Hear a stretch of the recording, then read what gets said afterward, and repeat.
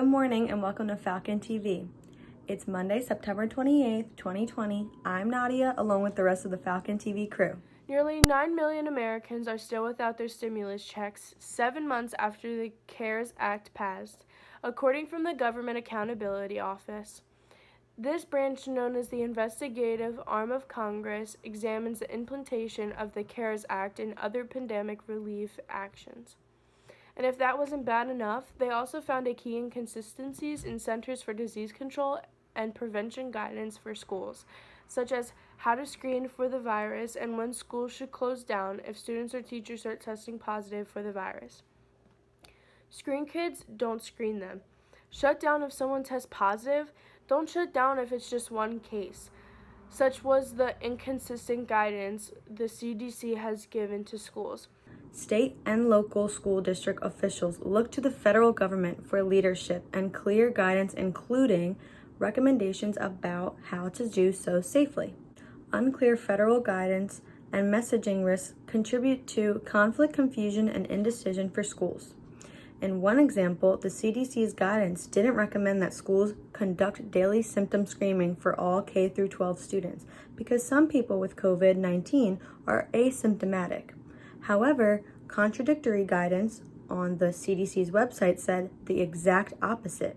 It directed schools to develop a plan to conduct daily health checks of staff and students, even further adding to the confusion, the report said. A third piece of guidance said schools should not physically open unless they are able to screen students and employees upon arrival for symptoms. It makes it very difficult to operate given the unclear guidelines. And those guidelines are needed, especially now that the scientists are saying the COVID-19 is continuing to mutate throughout the course of the pandemic, with experts believing it is probably becoming more contagious as coronavirus cases in the U.S. have started to rise once again. At the nation's industry of allergen and infectious diseases such as viruses seem to be responding to public health internationally, as could be a response by the virus to defeat masks and other social distancing efforts. As the virus becomes more contagious, it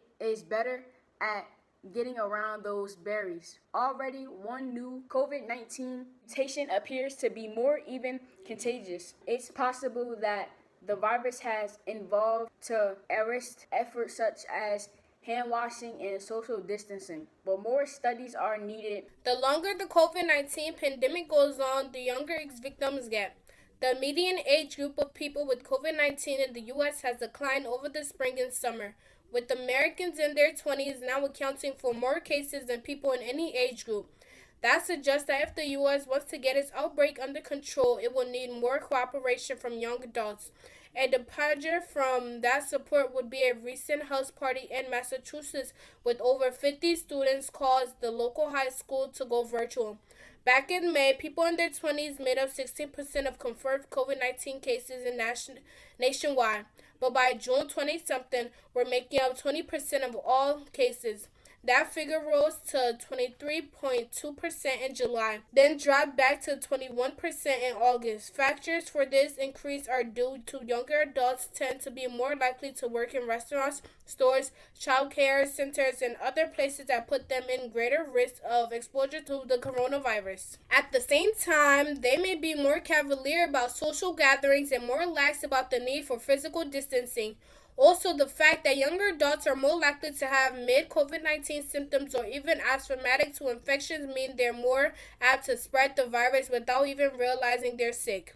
This sequence of events offer primarily evidence that younger adults also contribute to community transmission of COVID-19 to older adults.